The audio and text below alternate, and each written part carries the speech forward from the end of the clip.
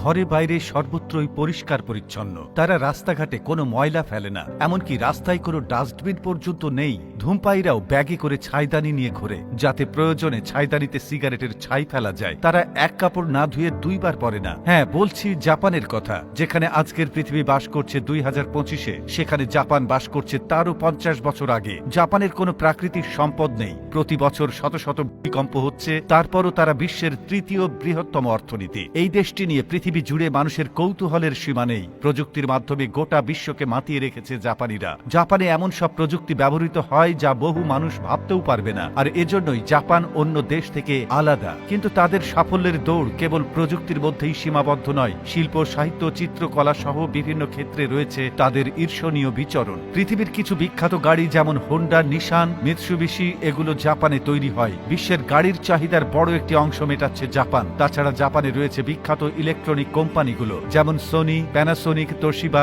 ইত্যাদি। জাপানের তৈরি ট্রেনগুলো পৃথিবীর সবচেয়ে দ্রুতগতির ট্রেন, যা সারা বিশ্বে বুলেট ট্রেন হিসেবে পরিচিত। বিশ্বজুড়ে অসম্ভব করিতকর্মা, পরিশ্রমী ও সৃজনশীল জাতি হিসেবে জাপানিদের দারুণ সুনাম রয়েছে। দীর্ঘ কর্মজীবন শেষে অবসরের পরও তারা ঘরে বসে থাকতে পারে না, পছন্দও করে না। পুরো জীবনটাই কাটে তাদের বিপুল উদ্দীপনায়, অর্থাৎ পরিবার, সমাজ ও দেশের কল্যাণে। একথা নিঃসন্দেহে বলা যায় তারা পারিবারিকভাবে একটি সুখী জাতি। এত ব্যস্ততার মাঝেও পরিবারকে সময় ও গুরুত্ব দেয়। পারিবারিক জীবন উপভোগ করে তুলতে তারা একসঙ্গে ঐক্যের সঙ্গে কাজ করতে পছন্দ করে। পরিশ্রমের সুফলও পায় প্রত্যক্ষভাবে। জাপানের মানুষের চেহারায় বয়সের ছাপ খুব কম পড়ে, শরীর শক্তপোক্ত থাকে বহুকাল, আর এজন্যই সবচেয়ে দীর্ঘজীবী মানুষের তালিকায় জাপানিরা রয়েছে শীর্ষ স্থানে। তাদের বাড়িঘরগুলো সেখানে ভূমিকম্প প্রতিরোধী করে গড়ে তোলা হয়েছে, তাই বড় রকমের ভূমিকম্পেও তুলনামূলকভাবে ক্ষয়ক্ষতি খুবই কম হয়ে থাকে। শুধু ভৌগোলিক অবস্থানের কারণে দেশটি প্রায় সুনামির মতো প্রাকৃতিক দুর্যোগের শিকার হয়। জাপানে মূলত 4টি ঋতু,